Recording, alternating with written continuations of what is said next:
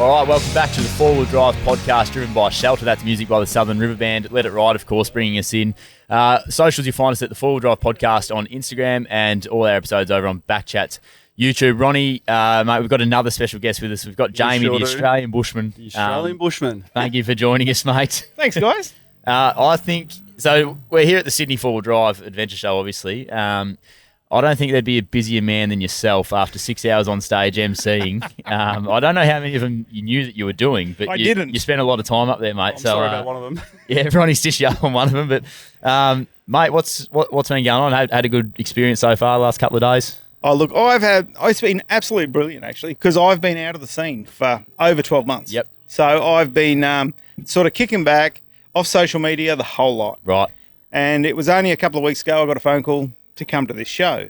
And then I followed by a few more phone calls to help out with Oz10. Can I say these things? Yeah, go for it, mate. Yeah, you can say it. You can say it, mate. To come out, help Oz10 out. And then Tough Dog rang up and said, look, we really want to do some prototype shocks on your truck while you're down here. And I'm like, wow, this is just evolving from nothing, you know? Yeah, right.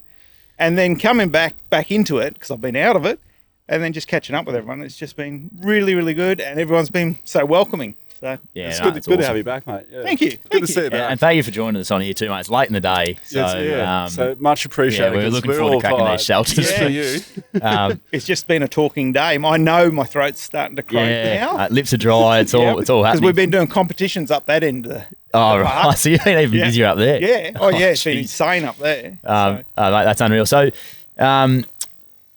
we probably don't know much about this podcast, but Ronnie and I have started up, and this is at the Four Wheel Drive show. We've actually been lucky enough to get some guests on like yourself. So, mate, we just want to find out a bit more about you and where you've come from, and I suppose the reason why that you've been called up and brought into this show. So, what's your deal? Yeah, give us your biography. That's a really long one. I know it's deep. I'll short it back. I'll short it. Go Yeah, give it a short version. So, like, I got into this sort of industry probably back in, I'd say, 99. 99 I got into it. What happened was I'm a car restorer. So I used to build cars, show cars mainly was my main thing.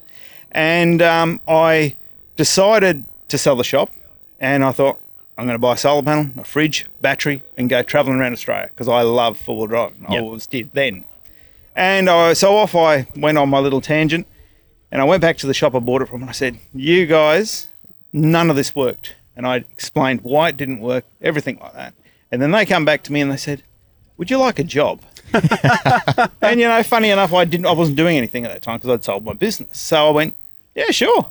And I sort of fell into it that way.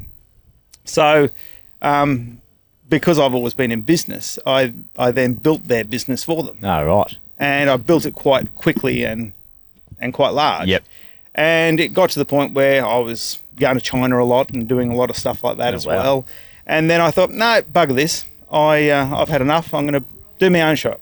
So I created my own shop, which was called Dynamic Solar Solutions. So I was just doing, caravans, motorhomes, all that sort of stuff. Where was this, mate? Where were you based out of then? Right then, I was at Moffat Beach, Caloundra, Sunshine Coast. Right, yep. Yeah. So, and, like going into that with this other company, I'd got everybody on side with the other company. So then I couldn't buy all the stuff I needed.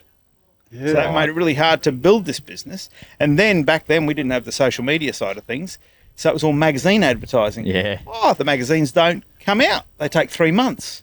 So you've got to book it, and it's 3 months before it comes out. Gotcha. So It's a big learning curve when you get caught like that. Anyway, I'm into that. And then it happened that Four Wheel Drive Action rang me up, and they said they got me to come and do a video with them on my truck that I built. Yep. So I did that. And then they come back to me a bit later. They got me down for a meeting and whatnot, and they said, could you come down? Would you mind going on one of the trips with the guys just to make sure things are going right? As in just an overview on that they're doing the recoveries right and things like that. Yeah, right. And 24 DVDs later, that's where I was with that. All right, there you go. So it sort of evolved over the few years then. And then Is that when it became JTS? Then we changed that name to JTS when I got into that side of it. Yeah, Yeah. That's correct. Yeah. And because dynamic solar didn't suit. Yeah. Because that was suiting my caravans and motorhome side of things, but not the four-wheel drive market. And then we did an awful lot in the four-wheel drive market with canopies and all sorts of stuff. And you just watch it now, and it's all evolving back in that circle. Yeah. They're doing the same thing that I did 20 years ago. Yeah. Yeah. It's interesting. It Circle really of is. life. I mean, it was between me and another guy who was in South Australia on the folding solar panel kits. You know, Right. we were the first ones making those. Oh, really? But we all made them at home and sold them out into the markets and stuff like that. Yeah, you know? right. There you go. So it's all interesting stuff, but no one knows all those behind the scenes No. sort of things. So No, so how do you feel now when you see all these stores at the four-wheel drive adventure shows? So many now, years on? don't worry me. Yeah. Got on them. Yeah. Because back then when we did it, it was very, very expensive. Yeah. Okay. Now it's cheap as chips. Yeah. Like, well, I used to use a panel called Kyocera, and that panel used to cost me $800 each. Oh, so right. it was $1,600 before I put legs and hinges and a regulator and cable to it. So it got expensive. Yep. Really quickly. Yeah. Right. Yep. So what were you driving? We'll talk about the vehicle you're driving now, because we've talked a lot about four drives on the show, but we haven't really discussed the truck that Jamie has, which is The big really, beast really up cool. there, everything. And it's got some a lot of You know- sentimental stuff on it too, like it does. paintings and things. These trucks are starting to become almost my dream. I Yeah? reckon. I'm starting. The more I see, gonna move from a Ranger to a truck. well, the Troopy was the dream, but now you go up there and see that thing, and Yeah. it's just like put I anything, can do put that. anything on it, like that toy over there you got there. Yeah, exactly. Exactly. So what was you had a Defender before? Yes, I still got a Defender. You still got it? Yeah. Awesome. Yeah. So I've had Defenders for a long time. I got tarred with them in an early age of it all, and everyone just expected me to drive a Defender, and I did for a long, long time. Yep. So still got it. But I always wanted a truck. Now, not knowing exactly what truck, but one day there, I remember it was 2009, and a company called All Train Warrior, they put up this second-hand Mitsubishi Canter for sale. And I saw it, and I went, oh, I want that. And so I rang them up and I said, would you be interested in trading a Land Rover Defender? They weren't interested. But why not? Doesn't have to ask, right? look, you never know unless you have a go. That's it. Anyway, so I said to them, all right. They said no, and I said, fair enough. I couldn't get the money, so I couldn't have it. And I said to myself then, I am going to get one of them. And it took me a long time later. But I said to them only 3 or 4 years ago, I said to them, do you remember when I rang you up? They said, yeah, we remember. so it was quite funny, you know, to like, I knew that was where I was going to go. Yeah. Because the truck, I can be legal on what weight I carry. Yep. The truck, I can take whatever I want, and then I can add as much fuel and water to that truck as I need. Yep. And go wherever I want. You've definitely gone wherever you want to. Yeah. The places that you've taken it. It's, And for a long period of time too. Yeah. I might add, was it like 3 months at a time? Yeah. Sometimes you were saying 6 months before as well. Yeah. That's a Well, long Yeah, time. it's a long time. See, the thing is, I mean, whatever the trip is that you want to do, you just prepare yourself for it. Yeah. And that's what that truck can do. So Yeah. if I'm going to go for 2 weeks or I'm going to go for 3 months, all I do is add those bits to that truck, Yep. come back, remove them. They're not built in to go, I'm stuck with that Right. now. Yeah. Yeah. And that's the big difference with a truck. Yeah. So the same kind of trip in the truck that you do for 3 months, would you be able to do it in the Defender? Yes. Okay. Yeah. So I have, because my 130, it was a heavy 130. I Yeah. do recall Yeah, it being right. very So, heavy. and again, it comes back to, you see, like if you go and look at my truck, everyone says to me, why have you got a petrol tank on your truck? I said, well, I have a buggy. I have a boat. When I get into remote areas, I need fuel. Yeah. And, you know, sure, I can put a 44-gallon drum on the back, but I also can have a tank there which wholly and solely for unleaded, and then my other 3 tanks are diesel. Yep. Yeah, right. So So- what, let's talk about your travels then a little bit, because there's not many people. Well, we haven't been able to chat about 3-month trips, 6-month trips. No, we so haven't. what? Where's a 6-month trip taking you? What's that?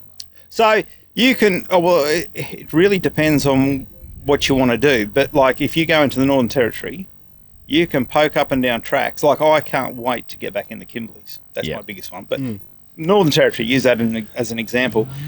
You can go in there and easily not see anyone for 8 to 12 weeks. Right.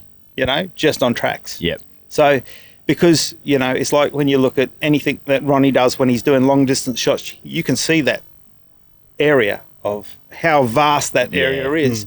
Well, that's how this whole country is. So, so a lot of places, and there's a lot of tracks that you're going, is that the track? Is that the track? Because there's no road there. Yeah. You know, it's not on a GPS, but you're following those tracks. Yeah. So, Yeah.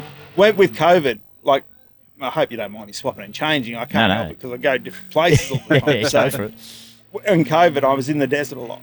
So in the desert, I'm shooting up and down these roads. Yeah, right. That I found camps that hadn't been touched since the 60s. Yeah. You know, like, to find those sorts of things is pretty incredible. Yeah, absolutely. Yeah. So- So where the Australian Bushman, where's that at right now for you? Look, it's been on hold. Yep.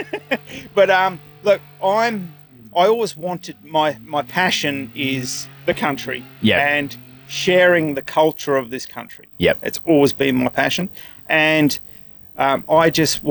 because I like spending time in communities, Indigenous areas and of any sort, the thing is you meet the most wonderful people in them, but they don't talk. Well, they do talk, but they don't talk out loud. Yep. And I really wanted to share what they contribute and what they've told me. Absolutely.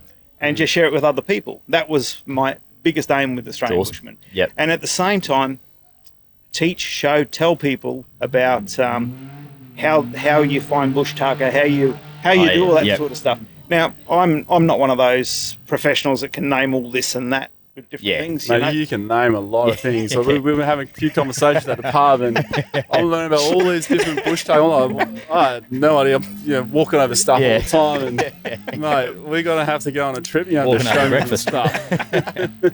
But it is so special when you get to those remote areas and to understand white law, black law, all that sort of stuff. Yeah. Amazing.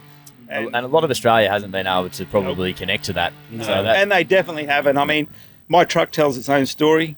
It's I've got a story painted on my truck by the elders of Arnhem Land. Oh wow! And that's the Seven Sisters.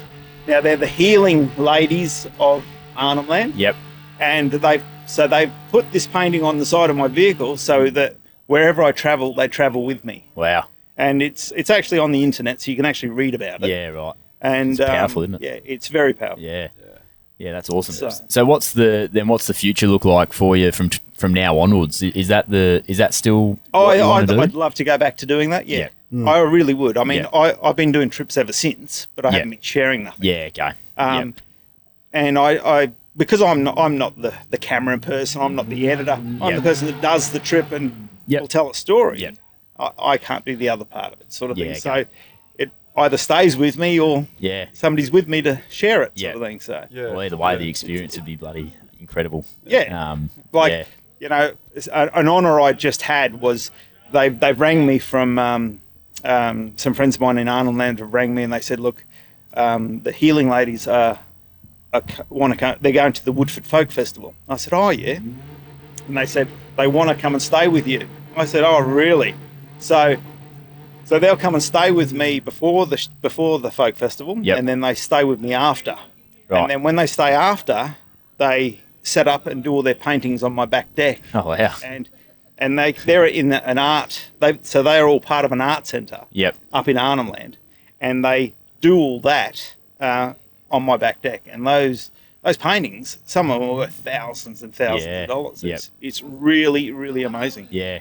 Oh, that's awesome. Must be pretty incredible seeing it all like just happen in your backyard as well. Well, I never got to those pictures last night. So I was going to show some of those pictures. Tonight's another night. Yeah, exactly. Because if you see it just happening. You see all these different ladies doing all this stuff. Yeah. Well, it's one thing to see it, but then actually to be able to have that connection with the ladies who are painting and understand it and hear the story. That is really interesting. And it is. It's so powerful. I mean, I mean, I know we're taking this away from four-wheel driving at the moment. No, It's your still story. it's still Your part story, of it. yeah. It's your story. Yeah. It's but that is what I do. Yeah. That is my passion.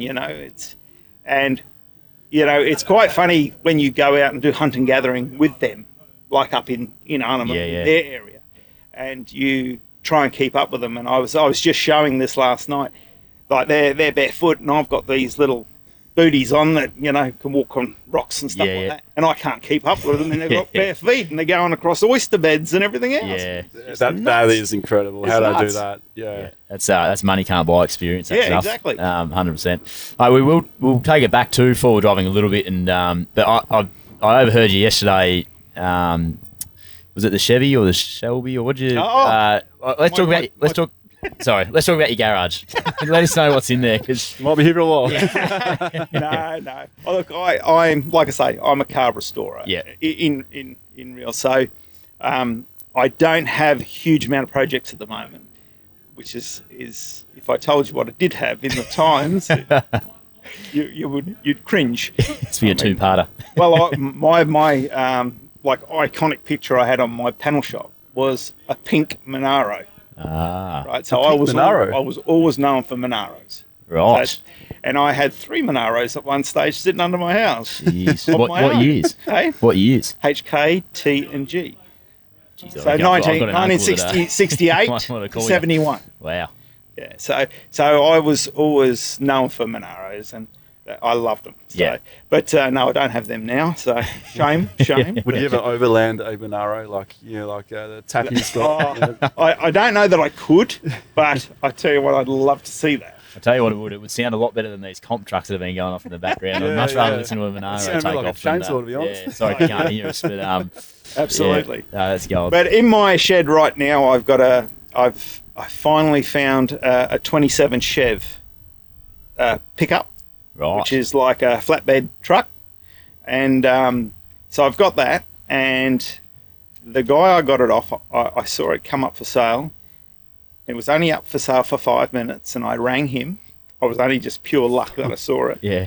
And he has had it in the family for 80 years, and so it's only a few years off 100 years old. Jeez. And he was telling me, it was last restored by his uncle in the 1980s, and it was in an Australian movie, but I still haven't found out what movie it was actually in. Right. So, but it needs restoring again. Yeah, but it is immaculate. Well, that's what you condition, do, really. mate, yeah. So that's just one of my projects. Yeah. We've just built another Defender for my son, which is his play Awesome. toy. Yeah. And then I'm currently just repairing another Tesla at the moment. So Right. I muck around with a few electric cars. Wow. and stuff. Yeah, Tesla. Yeah. Yeah, We needed Jamie yesterday at the Mate, Jamie, future of four-wheel drive. you got something from 1927 to Yeah. So- That is an incredible array of it's rocket vehicles. age. Yeah. Yeah, well, Oh, that's gold. Yeah. Yeah. What do you like here, mate? What catches your eye when you have a stroll around the show now? Look, I like to see what people have created themselves. Yep. Not what they go and find and buy, but what they've made. Yep. Yep. Like I can use that rooftop tent there. The pop tops by the Mulgo ones. Yeah. Yeah. So I didn't know it was called Expedition Centre because I've always known the name Mulgo. Okay. Yeah. Right? Yeah, I didn't know that either. Right. For a while. Yeah, okay. Then I got to know Daniel a bit. Yeah. Yeah. Well, so I don't. Yeah. But I mean, attention to detail, work of art, Yes. aluminium. If you know the stuff that you're looking at, Yeah. you go, wow. Because for the money he's charging for them, I expect fiberglass. Yeah. Don't expect. Yeah, like Yeah. For being Australian made, and you compare the price of that to other ones that are made all over different places in the world, they're all about the same price, which is incredible. So, to me, like I've got one on my car, and it was a no-brainer. But there's other things you got to look at that might suit some people and not others as well. So For sure, absolutely. It's the same with everything. Yeah. It's like there is just so much incredible stuff. We can go into the awnings, we can go into a lot of different bits and pieces. But it's all the stuff that's actually handmade that interests me more. it's like I can sit up there and talk about 12 volt with the guys from Red Arc or Enerdrive and stuff like that. But like Red Arc make a lot of their stuff, absolutely. But it's not that little guy making that stuff, you know. Absolutely. And that's where, you know, their heart's in it. Yeah. And they're doing that, you know. Yeah. That's what I love to see. Yeah. Like the guys who started the Travel Buddy thing. You know, like two guys in a shed. Mm-hmm. Yeah, that is good. I saw one. You boys probably haven't had a lot of time to get around, but bloke's actually created. He's a local fella from Sydney. Created almost like a crane arm off the back of his, so it sits underneath. I saw that. You saw it? Yeah. I don't even know how to explain it. It's like a high ab that's attached to the canopy, but I'm wondering how heavy that's going to be even without the canopy. He can take off, so he's tradie with your toolboxes on. So you got the box canopy, your toolboxes in. Yeah. You can just drop that off in 2 minutes. It's connected to the arm. Just picks it up and puts it down, and then you put on your toy hauler box and you drive your quad up there, and you're away on the weekend. It was incredible. So picture like a front end loader, and you change the bucket on it, right? Yeah. It's like that. It's like that's a great explanation. Off, and then it goes back up, tucks in. And he's made that here. Has he? Yeah, he said. I spoke to him. He said he created it, and he's had a little patent and all that. So it's Wow. So hopefully it takes off for him. But it was just an incredible thing. I never ever thought Thinking I'd see outside it, the box. Yeah. Which is cool. Yeah, absolutely. Mate, I know you've this is going to be hard for you to narrow down, but we'll start to wrap it up a little bit because it's getting late and we're getting thirsty. So just give us just a short talk. Yeah, right. Yeah, mate, you deserve a short talk today. The way you've been going.